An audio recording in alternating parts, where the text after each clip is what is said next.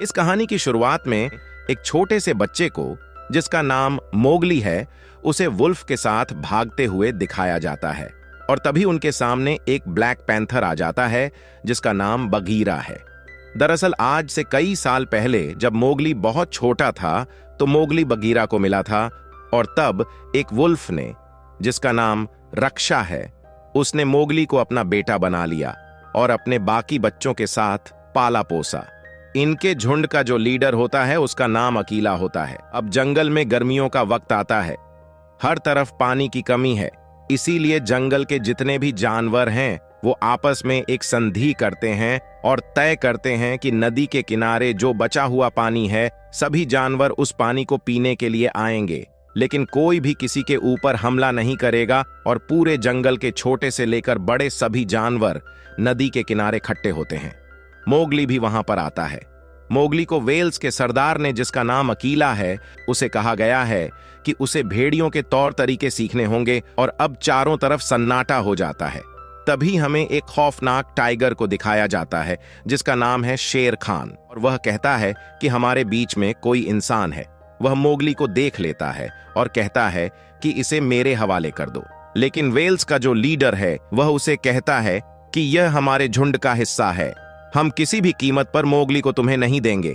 शेर खान इन्हें धमकी देता है कि यह अकाल का वक्त है, लेकिन आज नहीं तो कल बारिश हो जाएगी और तब मैं इस इंसान के बच्चे को उठाकर ले जाऊंगा। यह धमकी देकर वह इस जगह से चला जाता है। वक्त बीतता है और बारिश होना शुरू हो जाती है। वोल्ट्स के बीच में एक मीटिंग होती है क्योंकि अगर उन्होंने मोगली को अपने साथ रखा तो शेर खान इनके ऊपर भी हमला करेगा। मोगली अपने झुंड को किसी भी कीमत पर किसी भी तरह के रिस्क में नहीं डालना चाहता, इसीलिए वो झुंड के पास जाता है और कहता है कि मैं यहां से चला जाऊंगा। बगीरा भी वहां पर होता है। वह सबको कहता है कि मोगली का यहां से जाना अच्छा होगा।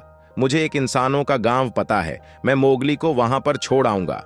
मोगली बगीरा के साथ लगातार आगे बढ़ता है और यह एक सूखी घास के मैदान में पहुंच जाते हैं जहां पर चारों तरफ बहुत सारी भैंसें होती हैं। वह मोगली से कहता है कि तुम उस तरह भागो जहां पर उजाला है और तभी शेर खान यहां पर हमला कर देता। बगीरा उससे लड़ता है और मोगली अब भागना शुरू करता है। शेर खान बगीरा को हराकर मोगली का पीछा करना शुरू कर देता है और जैसी मोगली को पकड़ने वाला होता है कि तभी वह भैंसों से टकरा जाता है। इसके बाद मोगली नीचे एक खाई में कूद जाता है। यहां पर शेर खान के डर से भैंसें भागना शुरू कर देती है। मोगली एक भैंस को पकड़कर इस जगह से निकल जाता है। शेर खान के हाथ से मोगली निकल चुका है, इसीलिए वो पूरी तरह से अपना आपा खो देता है और उस जगह जाता है जहां पर वोल्ट्स रहते हैं। यहां पर वो उसे बताते हैं कि मोगली यहां से जा चुका है और शेर खान उन्हें कहता है कि यह तुम्हारी गलती है। मैंने तुम्हें पहले ही समझाया था कि उस इंसान के बच्चे को मेरे हवाले कर दो, लेकिन तुमने मेरी बात नहीं मानी और शेर खान ने उनके इलाके पर अपना कब्जा कर लिया है। वहीं मोगली को दिखाया जाता है जो अब भी भैंस के ऊपर होता है और जब उसकी आंखें खुलती हैं तो वह देखता है आगे ऊपर से लैंडस्लाइड हो रहा है। वह अपनी जान बचाने के लिए नीचे नदी में कूद जाता है और अब मोगली एक बहुत ही घने जंगल में पहुंच चुका है। मोगली भूखा होता है, इसीलिए फल खाने के लिए एक पेड़ के ऊपर चढ़ जाता है। तभी यहां पर कुछ छोटे छोटे एनिमल्स आते हैं जो उसके फल उठाकर भाग जाते हैं। मोगली उनका पीछा करता है और वह अब रास्ते को पूरी तरह से भूल चुका है और जब वह एक पेड़ के ऊपर होता है तभी उसके सामने एक बहुत ही बड़ी पाइथन स्नेक आ जाती है जिसका नाम का होता है। का मोगली की आंखों में देखती है और उसे हिप्नोटाइज कर लेती है, जिससे मोगली को उसका पास्ट याद आता है। जब बहुत छोटा था वह देखता है कि किस तरह से गुफा के अंदर उसके पिता ने उसकी जान बचाने के लिए शेर खान से लड़ाई की थी। अब जब मोगली के पिता बचपन में मारे गए थे तो उसके पास बगीरा आया और बगीरा उसे वोल्व्स के पास ले गया। यहां पर जो बहुत बड़ा पाइथन स्नेक है वह बहुत ज्यादा भूखी होती है और इससे पहले कि वो मोगली को खाती, यहां पर एक बेयर आ जाता है जिसका नाम बल्लू है। वह काफी ऊपर हमला करता है और मोगली को बचाकर यहां से ले जाता है। दरअसल मोगली बेहोश हो गया था और अब जब उसे होश आता है तो उसके सामने बल्लू होता है जो थोड़ा सा टपोरी टाइप भालू होता है। मोगली से कहता है, देख बच्चे, मैंने तेरी जान बचाई है, इसके बदले तुझे मेरा भी काम करना होगा। लेकिन मोगली यहां से जल्द इंसानों की बस्ती तक जाना चाहता है। इसीलिए वो जाने लगता है, लेकिन बल्लू से रोक लेता और कहता है कि शहर तोड़ने में थोड़ी सी मेरी मदद कर दे। मोगली उसकी मदद करने के लिए तैयार हो जाता है। मोगली अपना दिमाग लगाता है और इंसानी तौर तरीकों से उस जगह पहुंच जाता है जहां पर बहुत सारा शहद है। वह बल्लू के लिए बहुत सारा शहद तोड़ता है, जिसे देखकर बल्लू बहुत ज्यादा खुश हो जाता और कहता है, क्यों ना तू मेरे साथ ही रुक जा, हम दोनों अच्छे दोस्त बन जाएंगे, बहुत सारा शहद इकट्ठा करेंगे और पूरी सर्दियां मजे करेंगे। पर मोगली कहता है कि बघीरा ने मुझे यहां पर रुकने के लिए मना किया है। बल्लू कहता है, बघीरा तो मेरा दोस्त है, मैं उसे जानता हूं, तुम चिंता मत करो, तुम्हें यहां पर किसी भी तरह की कोई भी तकलीफ नहीं होगी। मोगली और बल्लू के बीच में बहुत अच्छी दोस्ती हो जाती है। मोगली बल्लू के लिए और भी बहुत सारा शहर तोड़ता है और वह मोगली को अब कन्विंस कर चुका है कि वह उसी के साथ रहेगा। अगली सुबह जब दोनों मस्ती कर रहे होते हैं, तभी यहां पर बघीरा आ जाता है, जो मोगली को इस जगह देखकर हैरान हो जाता है। दरअसल उसे लगा था कि अब तक मोगली इंसानों की बस्ती में पहुंच चुका है।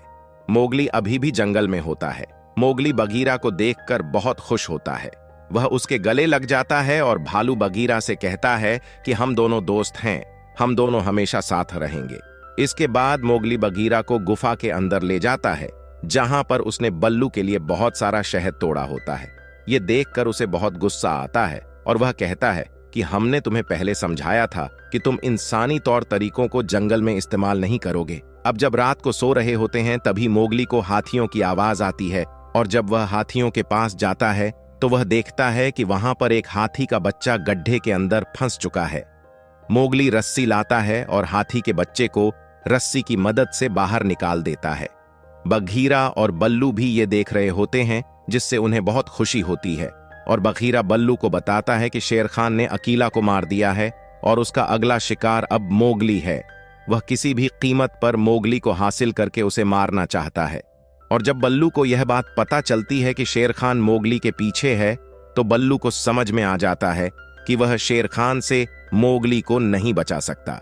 इसीलिए वह मन मारकर मोगली के पास जाता है और उसे झूठ कहता है कि तुम मेरे दोस्त नहीं हो, मैंने शहद इकट्ठा करने के लिए तुम्हारा इस्तेमाल किया था, अब तुम यहां से जा सकते हो।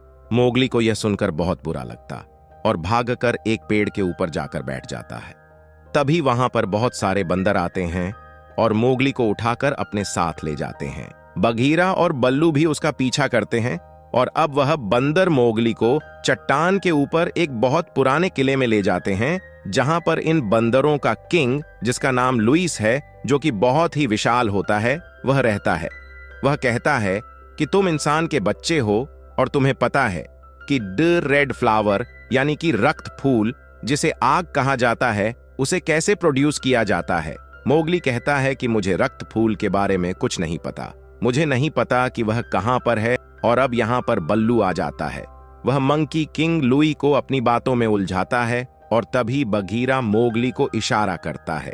दोनों यहां से भागना शुरू करते हैं और तभी एक बंदर इन्हें देख लेता है और अब लुई बीन का पीछा करता है। लुई उसे पकड़ने के लिए अंदर आता है, जिससे पूरा का पूरा किला गिरने लगता है। मोगली किसी तरह से पेड़ के ऊपर छलांग लगाकर बच जाता है और लुई उस किले के मलबे के नीचे दब जाता है। और सबसे पहले वह इंसानों की बस्ती में जाता है, जहां पर वह देखता है कि आग चल रही है, जिसे जंगल में रक्त फूल कहा जाता है, जिससे हर एक जानवर डरता है। वह वहां से आग की एक मशाल उठाता है और सीधा अपने झुंड की तरफ भागता है। रास्ते में उसकी मशाल की चिंगारियां सूखे पत्तों के ऊपर गिर जाती हैं, जिससे जंगल में आग लगना शुरू हो जाती है और मोगली उस जगह पहुंच जाता है जहां पर उसके सभी साथी यानी कि वोल्स हैं। यहां पर शेर खान भी होता है, जो मोगली के हाथ में मशाल देखकर कहता है कि देखो, तुमने जंगल का क्या हाल किया, इंसानों के बीच में जाकर तुम भी पूरे इंसान बन चुकी हो। मोगली जब पीछे देखता है तो पूरा जंगल चल रहा होता है, इसीलिए वह अपनी मशाल को पानी में फेंक देता है।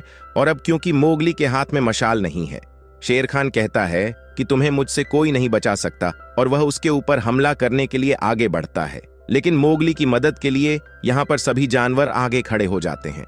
वहीं मोगली को दिखाया जाता है, जो जलते हुए जंगल की तरफ भागता है। वह पेड़ की टहनियों से एक रस्सी बनाता और इसके बाद पेड़ के ऊपर चढ़ना शुरू कर देता है और अब वह भी मोगली तक पहुंच जाता है। मोगली जानबूझकर एक डेट ट्री के ऊपर चढ़ जाता है। मोगली के ऊपर शेर खान हमला करता है और मोगली जानबूझकर एक ऐसी टहनी के ऊपर चला जाता है जो कि बहुत ही ज्यादा कमजोर होती है, और जब शेर खान उसके ऊपर आता है तो उसके वेट से वह टहनी टूट जाती है, जिस वजह से शेर खान नीचे आग में गिर जाता है। मोगली ने जो रस्सी बनाई होती है वह उससे लटक कर अपनी जान बचा लेता है, पर शेर खान अब मारा जा चुका है। वहीं मोगली के सभी साथी जिन्हें शेर खान ने घायल कर दिया है वह मोगली के लिए बहुत ज्यादा चिंतित होते हैं, और अगले पल मोगली हाथी के ऊपर बैठकर उनके सामने आता है और इसके बाद हाथियों की मदद से जंगल की नदी का रुख मोड़ देता है, जिससे नदी का सारा पानी जंगल की तरफ बहने लगता है। जंगल में जो आग लगी होती वह पानी से पूरी तरह से बुझ जाती है और इस तरह से पूरा जंगल जलने से बच जाता है।